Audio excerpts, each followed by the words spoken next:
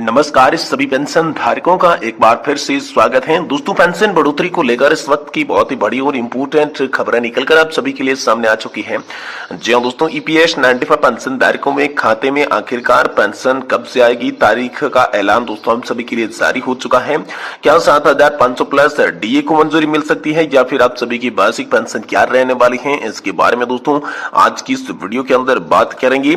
और साथ ही employees pension scheme 1995 को लेकर दोस्तों बड़ी खबर है। ईपीएस 95 हायर पेंशन पर कर्मचारी भविष्य निधि संगठन का नया दांवपेच सामने आ रहा है, जिसके बारे में बात करेंगे कि आखिरकार ईपीएफओ ने यहाँ पर कर्मचारियों की पेंशन जो है हायर पेंशन पर क्या दांवपेच खेला है, इसके बारे में बात करेंगे। साथ ही साथ दोस्तों यहाँ पर बिग ब्रेकिंग न्यूज अब सभी के लिए निकलकर सामने आ चुकी है। खुशखबरी है, 2016 से पहले की इन पेंशन धारकों की बढ़ेगी पेंशन में संशोधन का आदेश जारी, बढ़कर इतनी मिलेगी पेंशन। तो आखिरकार दोस्तों आप सभी के लिए 2016 के पहले पेंशन धारकों की पेंशन कैसी बढ़ी है, पेंशन में संशोधन का आदेश आप सभी के लिए कैसे जारी हुआ है, इसके बारे में ऑफिस मेमोरेंडम जारी हो चुका है।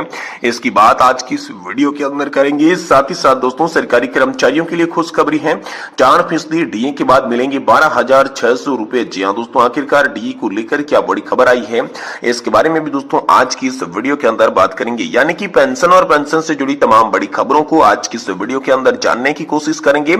इसलिए हम सभी से निवेदन करते हैं कि दोस्तों आज की इस वीडियो को आप लास्ट तक जरूर देखिएगा। साथ ही हमारे चैनल पर अगर पहली बार विजिट कर रहे हैं तो दोस्तों हमारे चैनल को सब्सक्राइब कर दें और वीडियो को लाइक जरूर करें। तो चलिए बिना किसी देरी के वीडियो के अंदर खबरों का सिलसिला शुरू करते हैं और पेंशन से जुड़ी तमाम बड़ी खबरों को एक के बाद एक आपको इस वीडियो के माध्यम से देने की कोशिश करते हैं।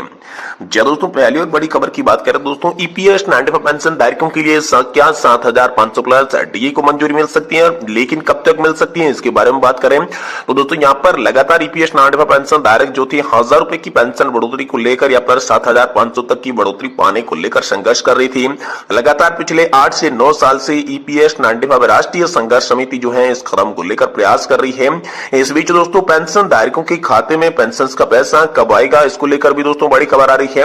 जी हाँ दोस्तों, जैसा कि आप सभी लोग जानते होंगे कि केंद्र सरकार ने ऐलान किया है, जिस तरीके से सरकारी कर्मचारी, राज्य कर्मचारी और किसी अन्य सेक्टर में काम करने वाले वर्कर्स को जिस तरीके से महीने के आखिरी वर्किंग डे पर उनके खाते में सैलरी जमा की जाती है, उसी प्रकार से अब पेंशन की राशि भी आप सभी के लिए महीने के आखिरी वर्किंग डे पर आप सभी के खाते में डाली जाएगी। यानी कि महीना पूरा होने से पहले अब आपको आपके खाते में पेंशन देखने को मिलेगी। पेंशन पाने वाले की पेंशन भोगियों को अब पेंशन का इंतजार 1 या फिर 2 महीने नहीं करना पड़ेगा। जैसे ही महीना खत्म हो जाता है आप सभी की पेंशन जो भी बनती है आपके खाते में देखने को मिलेगी। इसको लेकर दोस्तों यहाँ पर बड़ी खबर आ रही है। रही बात पेंशन बढ़ोतरी की दोस्तों, लोकसभा चुनाव 2024 की समाप्ति के बाद ही पेंशन बढ़ोतरी के मुद्दे को एक बार फिर से उठाया जा सकता है, क्योंकि हाल फिलहाल में पेंशन बढ़ोतरी के मुद्दे पर कोई भी बड़ी खबर या फिर आधिकारिक बयान सामने नहीं आया है। वही दोस्तों एम्प्लॉय पेंशन स्कीम को लेकर बड़ी खबर निकलकर सामने आ चुकी है। ईपीएस 95 हायर पेंशन पर कर्मचारी भविष्य निधि संगठन का नया दांवपेच सामने आया है। ईपीएस 95 उच्च पेंशन को लेकर पेंशन भोगियों का दावा अब कर्मचारियों की कमी बताने लगा है कर्मचारी भविष्य निधि संगठन। जहां दोस्तों ईपीएस 95 हायर पेंशन का ज्वाइंट ऑप्शन फॉर्म देश भर में भरा गया। 18 महीने से अधिक का समय बीत चुका है, लेकिन अब तक पेंशनर्स के चेहरे पर खुशी नहीं आ सकी है। सुप्रीम कोर्ट के आदेश के बाद कर्मचारी भविष्य निधि संगठन सक्रिय हुआ था। अब यह दावा किया जा रहा है कि ईपीएस 95 हायर पेंशन की ज्वाइंट ऑप्शन फॉर्म के आवेदनों में गलती थी, जिसके लिए दोस्तों यहाँ पर लेट तलीफी हो रही है। पेंशन भोगी यहाँ पर कल्याण कुमार सिन्हा के मुताबिक दोस्तों सुप्रीम कोर्ट के फैसले को लगभग 18 महीने के बाद कर्मचारी पेंशन योजना के तहत उच्च पेंशन का विकल्प चुनने वाले पेंशन धारकों के साथ ईपीएफओ एक और क्रूर हथकंडा सामने आ चुका है। कर्मचारी पेंशन योजना 1995 के सदस्य लंबे समय से उच्च पेंशन पर सुप्रीम कोर्ट में यहाँ पर जो है नवंबर 2022 के फैसले का क्रियान्वयन का इंतजार कर रही हैं। उन्हें अभी भी उम्मीद है कि कर्मचारी भविष्य निधि संगठन सैकड़ों हजारों ज्वाइंट ऑप्शन आवेदन पत्रों पर कार्रवाई कर रहा है। हालांकि अभी तक स्पष्ट नहीं है कि शीर्ष अदालत के फैसले को ईमानदारी से कब लागू करने वाला है। पेंशनर्स कल्याण कुमार सिन्हा ने सोशल मीडिया का हवाला देते हुए बताया कि ईपीएफओ ने यहाँ पर उच्च पेंशन के लिए 1.75 मिलियन आवेदन प्राप्त हुए हैं। हैं।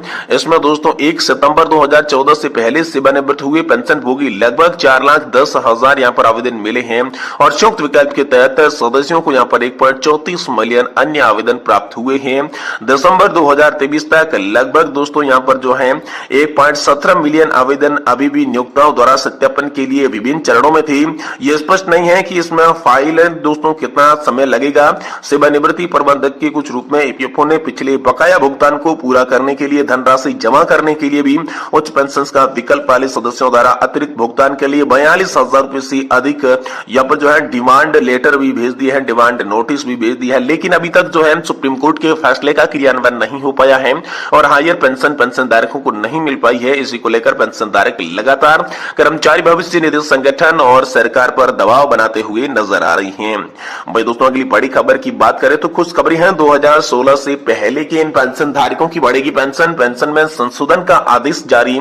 इतनी बढ़कर आप सभी को मिलेगी पेंशन और सैलरी। जी हां दोस्तों, लंबे समय के बाद पेंशन विभाग द्वारा पेंशन धारकों की पेंशन में संशोधन का आदेश जारी किया गया है। ये वे पेंशन भोगी हैं जो कि 2016 के पहले चौथे, पांचवें और छठवें वेतन आयोग के तहत रिटायर हुई थी। 1996 से पहले ही इन पेंशन धारकों की पेंशन में संशोधन नहीं किया गया था। पांचवें, छठवें तत्पश्चात सातवें वेतन आयोग ने इनकी पेंशन में भी संशोधन दोस्तों नहीं किया था। अतः कोर्ट कचहरी की लंबी लड़ाई लड़ने के बाद अब इन पेंशन भोगियों में संशोधन के आदेश जारी किए गए हैं। तो किस प्रकार के इनकी पेंशन में संशोधन के आदेश जारी किए गए हैं, पूरा मामला विस्तार से देखेंगे। दोस्तों हम सभी को बता दूं कि पांचवें केंद्रीय वेतन आयोग की सिफारिशों के अनुसार 1996 से पूर्व पेंशन भोगियों की पेंशन में संशोधन के लिए दोस्तों निम्नलिखित आदेश यहाँ पर प्राप्त हुए हैं। तो सभी आदेश हम जानने वाले हैं।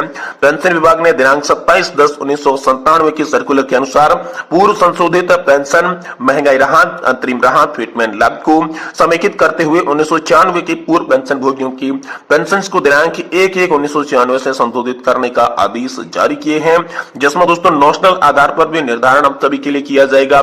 इसके बाद 1998 में सर्कुलर जारी होगा, जिसमें दोस्तों वेतन का नेशनल आधार पर निर्धारित करते हुए 1996 के पूर्व पेंशन भोगियों की पेंशन को संशोधित करने की अनुदेश जारी किए गए। उसके पश्चात दोस्तों 1998 में जो दोबारा आदेश जारी हुआ, जिसमें पेंशन भोगियों की सेवानिवृत्ति, मृत्यु के समय पेंशन भोगियों द्वारा धारित वेतनमान के अनुरूप 1/1/1996 तक संशोधित वेतनमान न्यूनतम वेतन का 50% या फिर 30% तक बढ़ाने का भी आदेश जारी किए गए थे।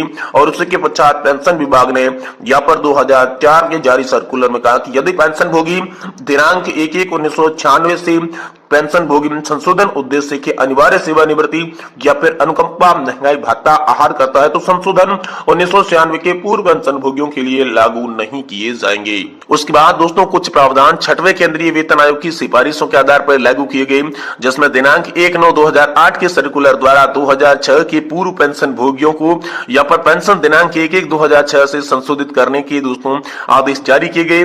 ये प्रावधान किया गया कि 2006 से पूर्व के पेंशन भोगियों की पूर्व संशोधित पेंशन, महंगाई भत्ता दोस्तों तथा फिटमेंट फैक्ट का लाभ समेकित करते हुए संशोधित किया जाएगा और न्यूनतम वेतन की 50% या फिर 30% ये कम नहीं होने वाला है। इसको लेकर बात की। और इसके बाद दोस्तों सातवें केंद्रीय वेतन आयोग की सिफारिशों के आधार पर 2016 के पूर्व पेंशन भोगियों के संशोधन को लेकर भी आदेश जारी किए गए, जिसमें दोस्तों इस विभाग ने दिनांक यहाँ पर जो है 12/5/2017 के सर्कुलर के अनुसार दोस्तों 1/1/2016 तक वेतन का नेशनल आधार पर निर्धारित करते हुए 2016 से पूर्व पेंशन भोगियों की पेंशन में दिनांक 1/1/2006 से संशोधित करने का आदेश भी जारी कर दिया गया। यह संशोधन दोस्तों पेंशन धारकों के लिए लागू नहीं माना गया। फिर पेंशन भोगियों कोर्ट में इस मामले को लेकर गए। कोर्ट के फैसलों के बाद भी केंद्र सरकार ने इसको लेकर कोई अच्छा निर्णय यहाँ पर नहीं लिया और इस प्रकार पेंशन भोगी संशोधन के आदेश जारी भी किए गए। लेकिन दोस्तों ऐसे मामले जहां पर अनिवार्य सेवानिवृत्ति और पेंशन अनुकंपा भत्ता ऐसी दर की स्वीकृत की गई हो जो कि पूर्व पेंशन से कम थी, तो यहाँ पर जो है ये जो कार्यालय ज्ञापन है उनके अनुसार परिकलित संशोधित पेंशन घटी।